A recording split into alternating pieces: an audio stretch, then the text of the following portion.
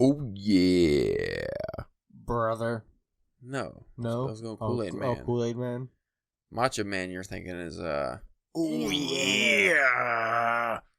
it's gotta hurt when you do Macho Man. Kool-Aid Man's more like, oh, yeah. And your fucking phone, Spencer. Throw that shit in the garbage. Just yeet it in the I don't know. It gets more powerful every week. Yeah. I don't think it ever actually shows up, so when I'm bitching about it and I leave that in the episode because I just like to be professional like that and not cut it out, you don't hear that noise for some reason. It must just be on the mic. I don't know. It's annoying, though. But for you folks listening, when Spencer's phone, for some reason, just started doing this like a month ago, if it's close to the mic, it just goes... Like, it causes this weird time warp, and we're just, like, spinning out of control in, like, a time loop, and it sucks. Or apparently just anywhere in the room. Yeah. Or, yeah, apparently it keeps getting worse every time, and the vortex is getting bigger, and pretty soon we're just going to be stuck in a 10-second loop. Oh, God. Doing the fucking... Open? Murakami minute over and over and over and over again. It's going to be a 10-second loop where 5 of it is us being quiet, waiting for the 5 seconds of sound. So as you were asking me, yes, I finished Once Upon a Time in Hollywood. That only took not even a week. Well, you said with the writing style of it kind of being like a screenplay kind of, right? I'd imagine that'd be like a little bit quicker, faster pace. I mean, it still reads like a novel, but it's written in present tense, and it just comes across like a screenplay because everything's just like in the now. But there's a lot of flashbacks in that book.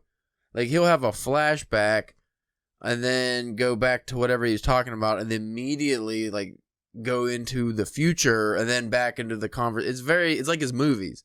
Like, it just bounces all over the place, but it's not confusing. I liked it. I thought it was really good. It's completely different from the movie. Like, the whole main ending with, like, the Charlie Manson family and stuff, that happens at the very beginning, and it's only mentioned briefly as, I remember the time we killed those hippies. Spoilers. And then that was like it. And then the ending's just completely different. So a lot of people might not like that. And also, there's a lot of facts about old Hollywood actors, TV. That's just his thing, like. Yeah, but I mean, it goes on and on at times. And I looked up a lot of the people he was talking about because he'll have like some characters who are main characters, and I'd be like, oh, well, this can't be like a real guy, right? Look it up. Oh, that is a real guy. Yeah. That guy was a real Hollywood actor, and he has all this crazy shit happening in this book.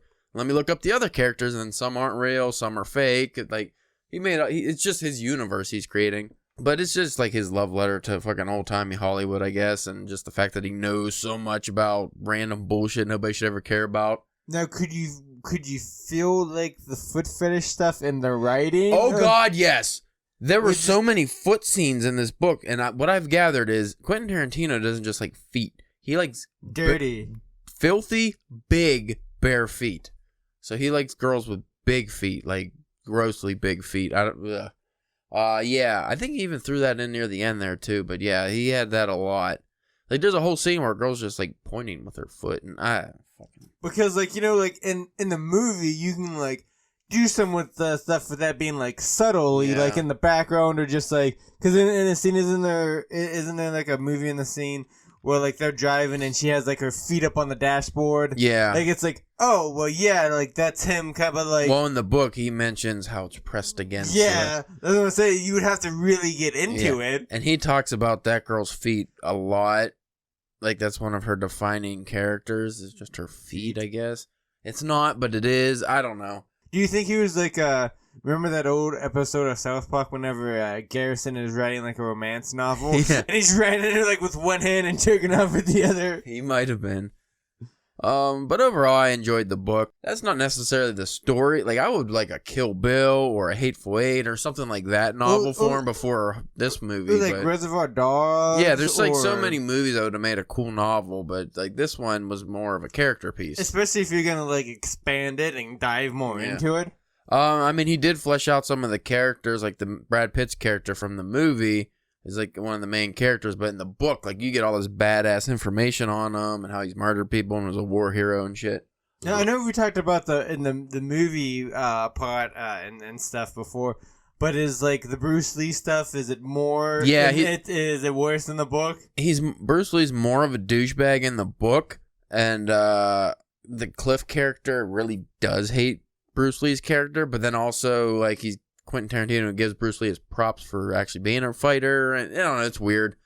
I get if his family read it, they wouldn't be happy, but it was all right. I don't think you'd like it. No. I don't know if you'd like the writing style because like I said, it's like a screenplay almost, like just how everything was in present tense and stuff, but also just the way it was written too, because it wasn't just like in present tense, but kind of like novel prose. It was present tense, but just like he walked in the room and then he grabbed her hair, like almost like how you'd write a fucking screenplay, just beat by beat. So that was a little off-putting at times. Do you think if, like, obviously with the name of the title and everything aside, but like, do you think if Quentin Tarantino's name wasn't on it and it was just some other author and you read like that, a story written like that, do you think you would have or do you think just because it was like, oh, it's Tarantino? Well, if I read the novel not knowing it was Tarantino, I still probably would have liked it about the same.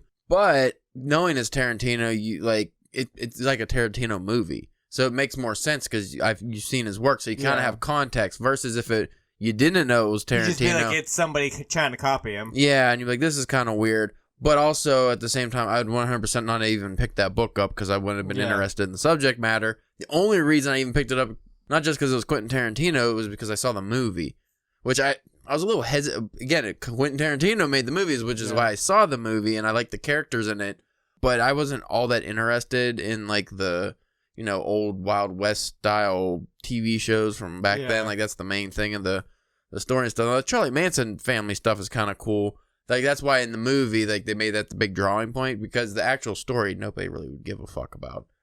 Just like an aging actor who's doing shitty Hollywood, like, TV shows, like Western TV shows that are kind of out of fashion, in fashion. Like, he fleshes that out in the book more because it goes, at the time, it's about like the spaghetti Westerns when they took off and stuff.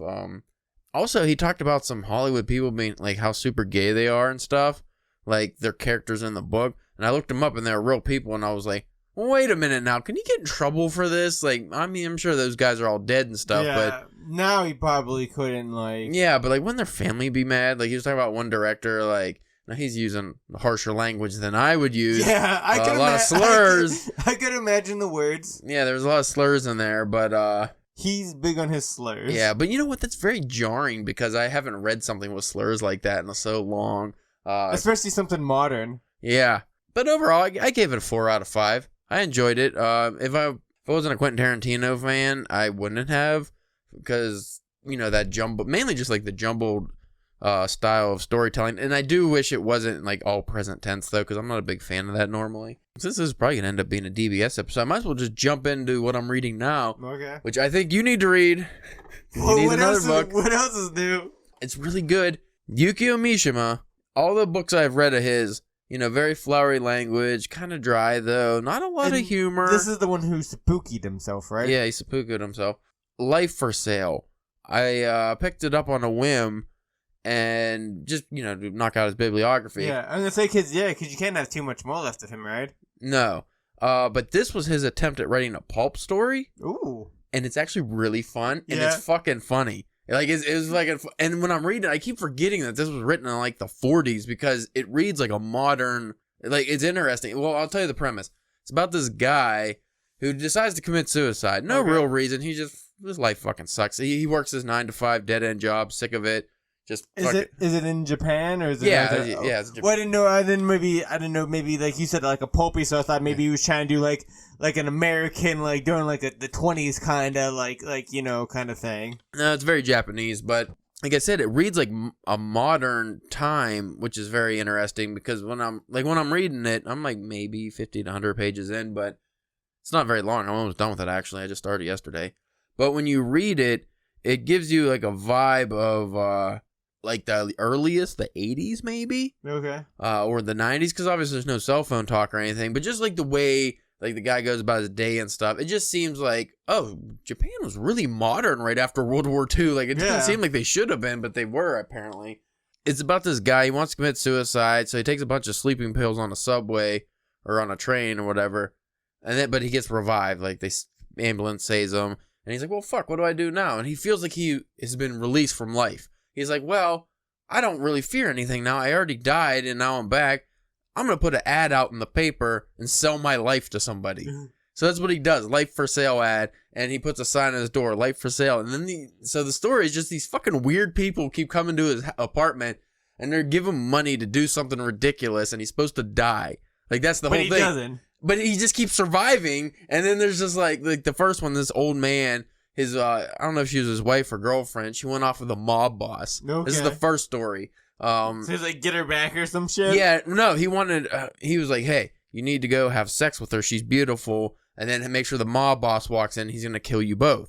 Done deal. All right, here we go. Give you a bunch of money that you can do whatever you want. Like, they give you all this ridiculous amount of money, too. He's like, I'm going to die. Yeah. It's like, it doesn't matter. So the first one, like, I'm not going to give away what happens. But needless to say, he doesn't end up dying for ridiculous reasons. And then the next one, a woman comes up to him. And she gets, like, some kind of a library book that she steals and then sells it because it's, like, a first printing or something. Because these guys were looking for it. And then they're foreigners, but they're having some kind of weird experiment. So he gets this ground-up beetle stuff that's supposed to make him hallucinate. And then they want him to shoot himself. Ridiculous shit happens then. Yeah, he tries to shoot himself, but then he's tripping on acid, or basically what was acid. And weird shit happens. And now the third story I just got to... and these aren't like short stories. I either set it up as just, one after another. Yeah. Like these ridiculous things happen. It almost actually reads like a Haruki Murakami novel. So I'm wondering if he read this and was, inspired with this style. Because that's how it seems. Again, very funny too. Everything's got a lot of humor to it. But this third one I'm on now is this fucking young school kid goes up to him. And he's like waiting in his apartment. And a lot of fucking so far in this book too, which is nice. Not related to that little kid. But I mean, what I'm gonna say, just in the little bit of Japanese, there's a lot of sexy times. Yeah. Which I mean, not surprising from what I've seen from the culture from other mediums. But this little kid, he pays him to hook up with his mom because his mom's very lonely after his dad died. But here's the catch: apparently his mom's a vampire, so that's how he's going to die this time. And he's like, a vampire, eh? That gonna do it. Like, if that doesn't do it, what will? And so I don't know what happens in this one, but I'm just very excited. Like, it's just fucking hilarious. I'm like, why is this so weird? Like, why? Like, the people he meets are so weird. And Yukio Mishima is such a good writer, too. So, like, his characters are fleshed out. The details are great. My problem with his work, a lot of times, it gets a little dry at times. So you're just like, all right. Like, you kind of, lose focus. But since this is supposed to be a pulp story that's ridiculous, it's actually just a lot of fun. So I'm enjoying that. I didn't think I was going to... Usually his books, I'm like, oh, it's 200 pages. It's going to take me a month to read. I'm going to be done with it fucking a day or two. Nice. And then maybe I'll get on to something else. But let's start the real episode. Where we'll probably just keep talking like this, but we have to have the intro music. Yeah. Because if not, then nobody's going to know what they're listening to. And a goofy name. If we don't have a goofy name. Well, yeah, that'd be just fucking ridiculous.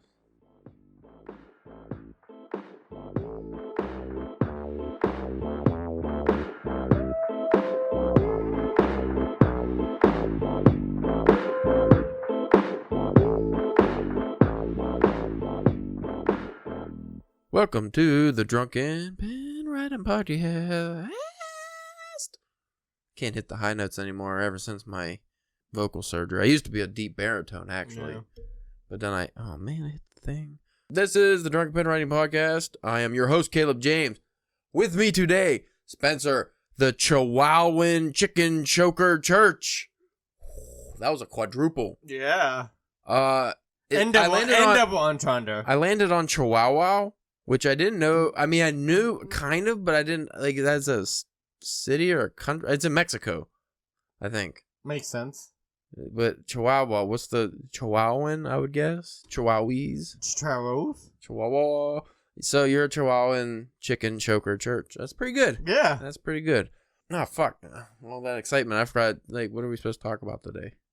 You know what? I had a crazy idea earlier. What's that? Crazy idea. And I was like, well, that's really stupid. Play a game called Name That Book, and we give our worst interpretation of a book we've read. Like, okay, here's an example.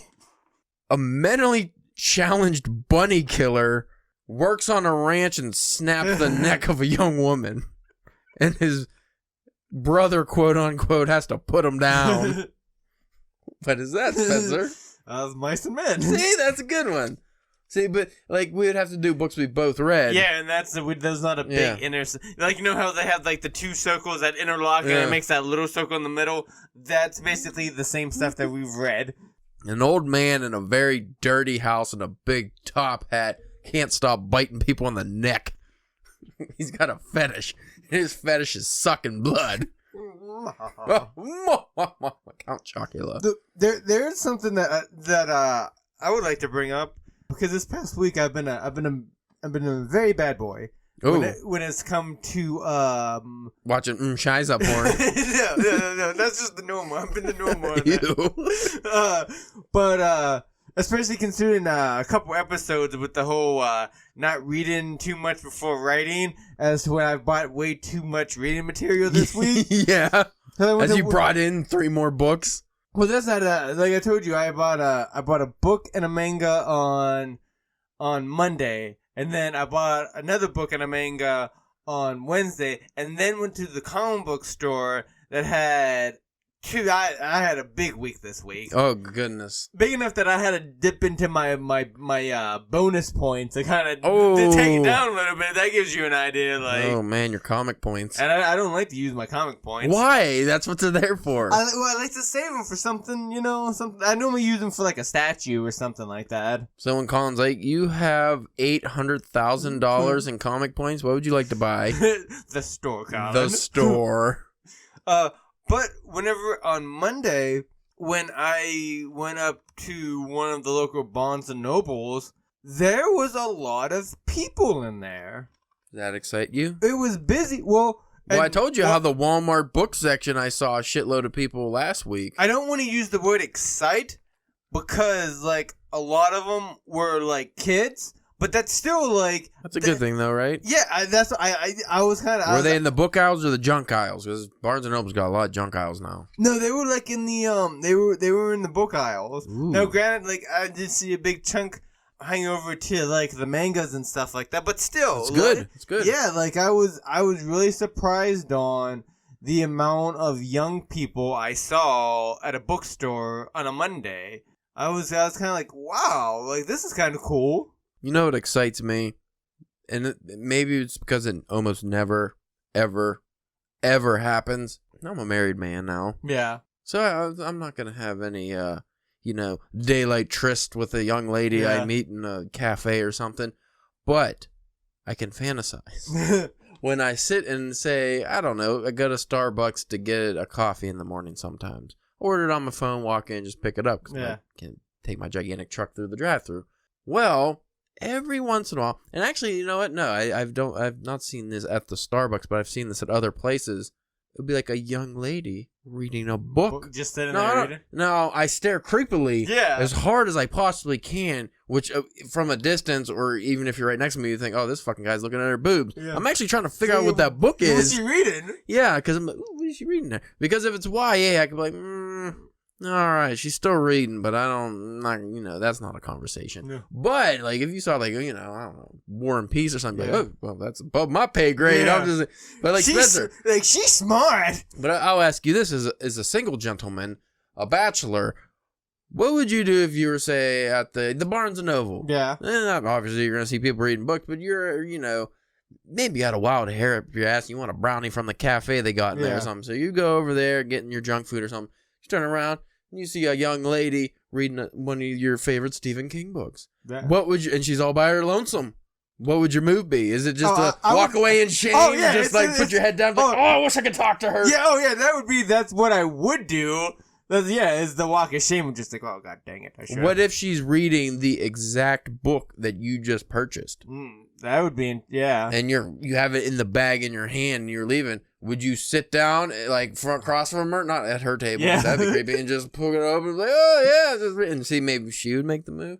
Obviously these are creepy things guys think about, but it just made me think. It's like I never once in my life had that moment where I saw somebody reading a book and you have the conversation start, and because that's what romantic comedies always happen. Yeah, right.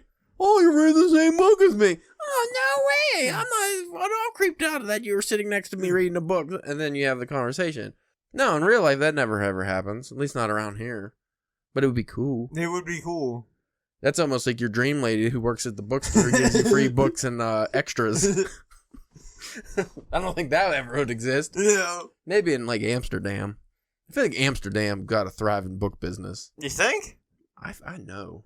How whenever I was down in West Virginia at the other bookstore, You don't got to brag about that. because I couldn't remember, because like it'd been a while since I was down there. Like I know they had the big Books a Million, but I didn't know if they had any other kind of like smaller bookstores around there.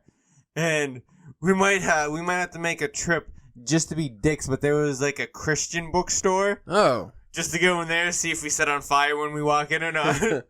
And then there was there was also some kind of like used bookstore like a couple miles away from there too. Sometimes the used bookstores are good. That's where I got a lot of my old my older hardback Stephen King books, was because there was a years ago there was a small used bookstore on Main Street.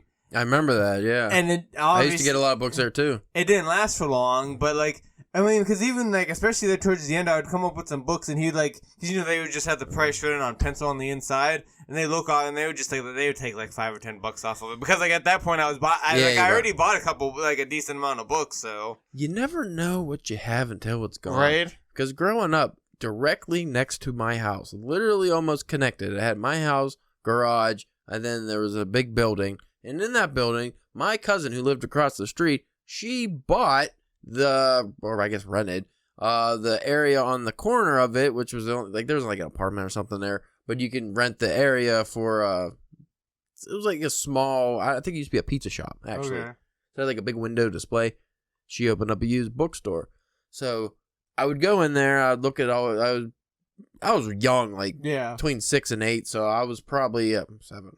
So I was buying, I was looking at cool covers and stuff mainly, and buying books that I couldn't really read. But she a lot of times would just give me books, or just like, hey, that's a nickel, and I didn't know. I'm like, okay, didn't realize it's a $10 book. Like, how the fuck did you know? If I only knew, I would have just bought half of that goddamn bookstore, Right. And then I would have had all these books I could have been reading through the years. But you don't know as a kid, so it ended up closing down. And my cousin actually enticed me, because I think when his it was either when his dad passed away or something, but he told me He wanted to open it back up. No, that he lives in California now, and they have like an old farm or storage place or something down in like fucking bumfuck Egypt around here, like somewhere in the country, and apparently that's where they kept all those books. Ooh. And he was like, oh yeah, I mean to go through, the place is falling down, you should probably fucking check that out. I'm like, yeah, that would be awesome, Right. but it's never. I mean, you'd have to come up here sometime. Just mail the key down. Give me the key. Let me just kick in the door. But used bookstores are magical. I mean, that's why I got my Richard Bachman collection that still had a copy of in print of Rage. Ooh. And even when I went to go check out, the guy was like, this is like, he's like, you're gonna want to keep a hold of this. Yeah. Like, Speaking of getting kicked out of places or setting them on fire, we should one day just take a trip to the library. I mean, it's literally down the street from me, so... Is it open now? Is it open back up? It has to be. Where do the bums go? Well, I just thought doing, like, all the COVID things. I'm sure it's open up now. I haven't been in there in years. The last time I went downstairs, though, it was really magical. I was actually delivering something there. You mean, like, where they have, like, the little store?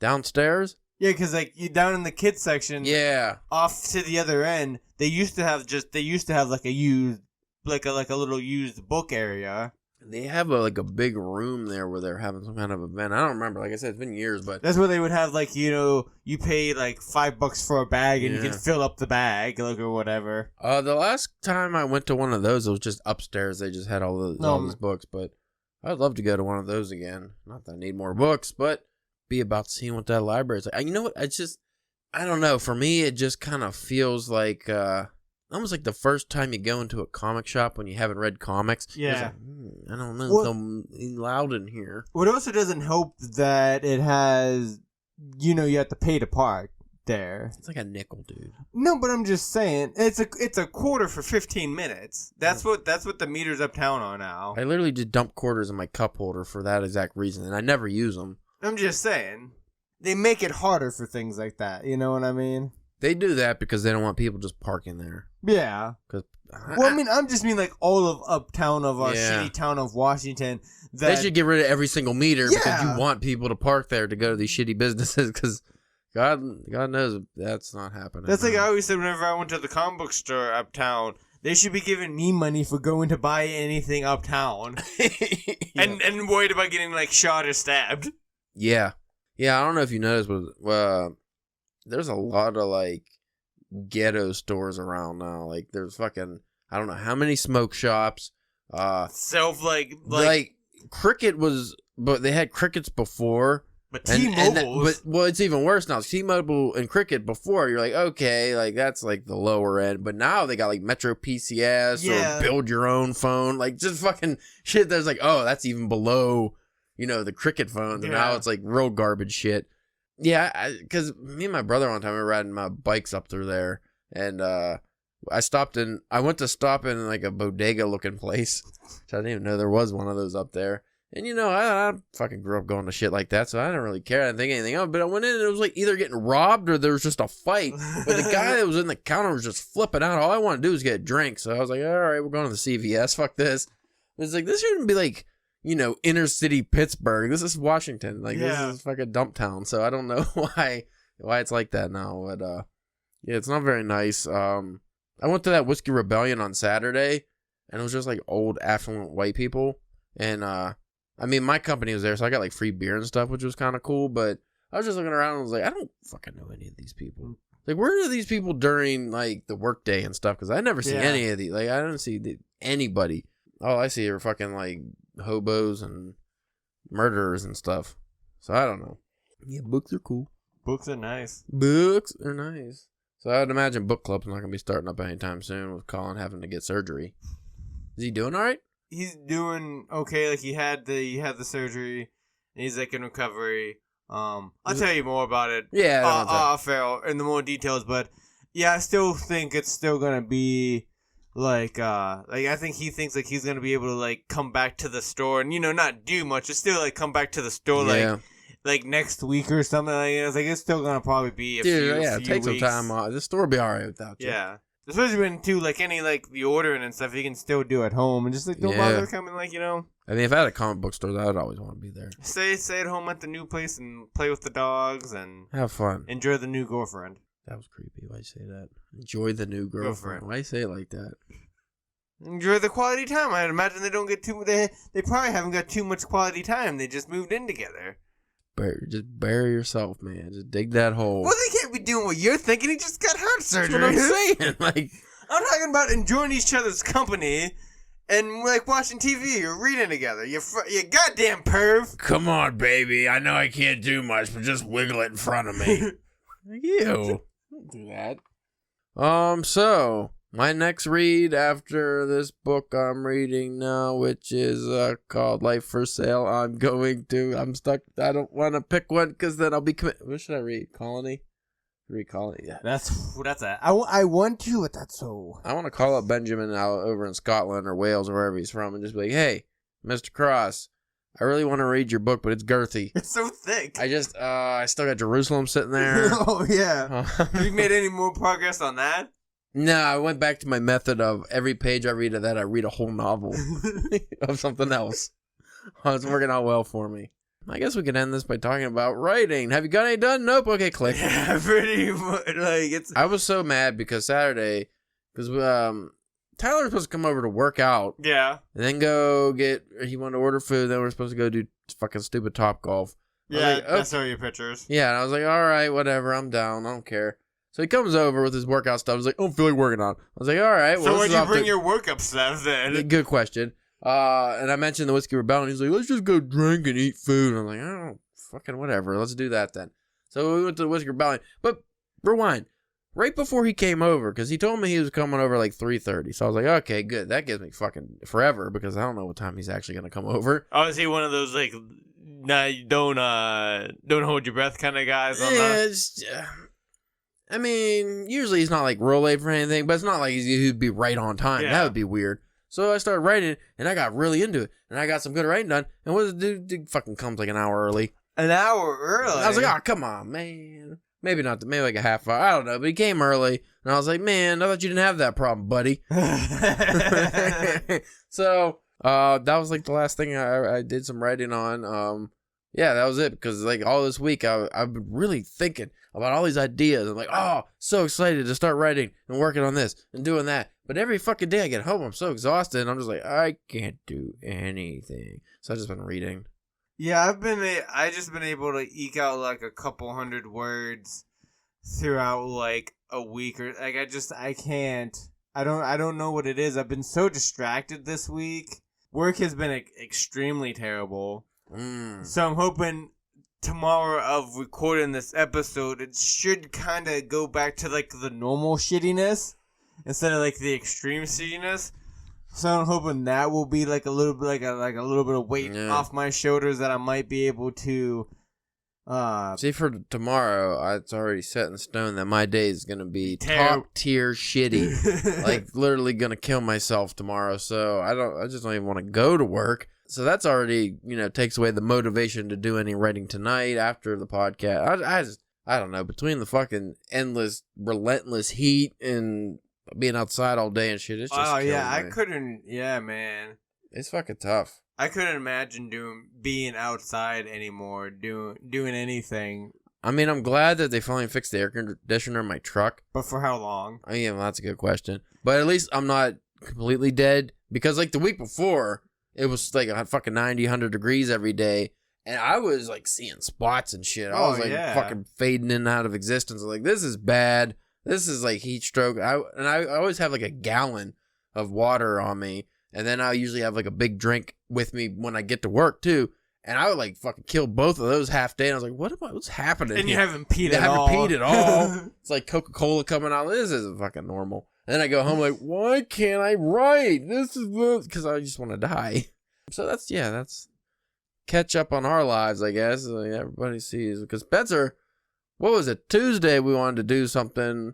Either start the Murakami episodes or get writing done. And well, that's because my fucking garage flooded. Yeah, that's because of the small natural disaster we had on Tuesday. Over there, we had all this pulled out, and I fucking, not even joking, for like since the last time you came over for podcast, at least like once because all that rain. Yeah. Like every day or two, had to fucking pull up the rug, dry it off, spray everything. That sucks. Yeah, well, we got I don't know if you saw that extension for the gutter out there, and that seems to help somewhat, but hopefully that'll do the trick. I don't gotta do it anymore, because it just floods right along that wall where my desk is. It fucking sucks. Yeah. Then yesterday you wanted to come over, and I was just fucking like, I was in good spirits most of the day, but by the time like midday rolled around, I was like, I don't want to live anymore. Would it make you feel better? I didn't necessarily want to come over, but I figured that I should at least check in. Like, is that because like when I was at the bookstore, whenever I texted you what you wanted to do, because I was trying to figure out how much time I had to kill before getting into comics and if we were going to do anything.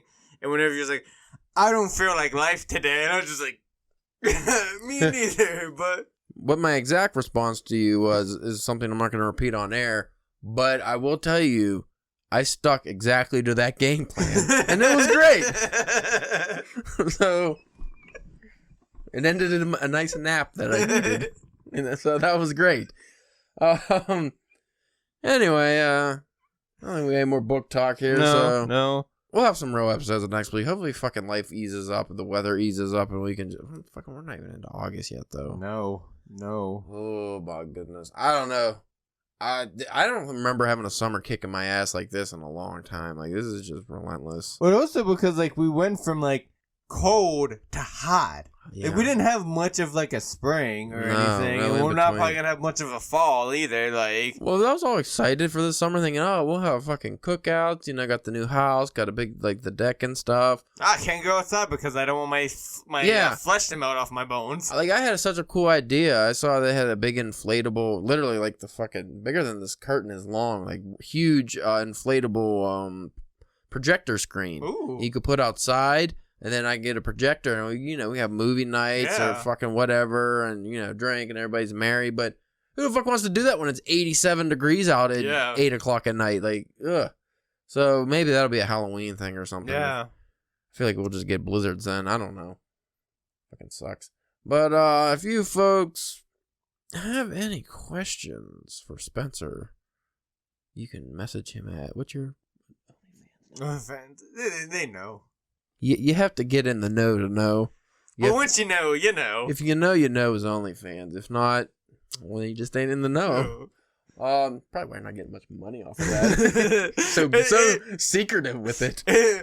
What's it? And most of my money from it is just don't do that no more. That's just don't do that. Just stop. That's gross. It shouldn't move like that. Ew. That dog is somebody's mom. You could hit us up on the old Twitter at Drunk Pen Writing, Facebook and Instagram Drunken Pen Writing, and you can go to the website where we fucking haven't posted much of anything lately at drunkenpenwriting.com. Need to get back to that too. I mean, maybe we just need to get back to writing because even the submissions we've gotten, I haven't really felt like getting to yet. So it's tough out there for a pimp. There's a lot of boxes that need checked. Yeah, but with the world opening up, nobody really gives a shit about what's going on online, really. Everybody's just trying to figure out how to talk to people again. Yeah. So I'll let fucking things ease up, and then once October will be our time to shine, I think.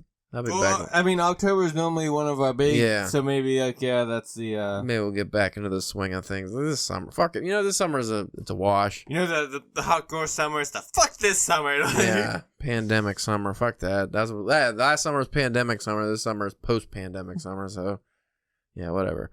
Anyway, thank you for listening to all this rambling. Tell us what your favorite books are. Spencer. My? Oh, no, mine? no. I just saw you looking at your books like, I don't know. All right, see you later.